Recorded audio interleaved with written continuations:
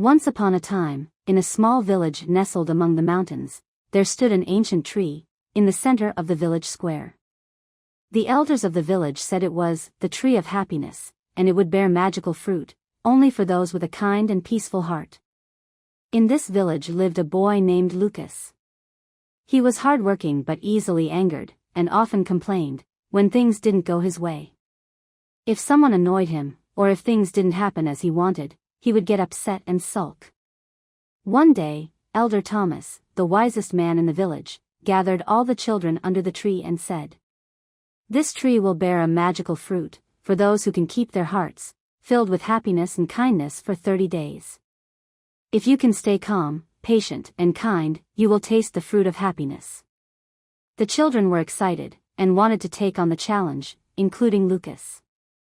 On the first day, Lucas tried not to get mad when his friend took his toy. He took a deep breath and let it go.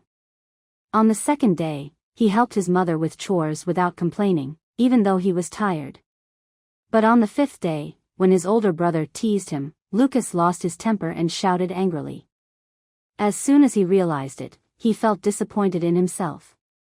He thought he had failed the challenge. However, Elder Thomas smiled and said, "You can always start again. As long as you want to change, it is never too late."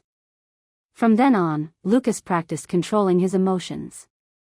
Whenever he felt angry or frustrated, he counted to 10, and took deep breaths, until the feeling faded away.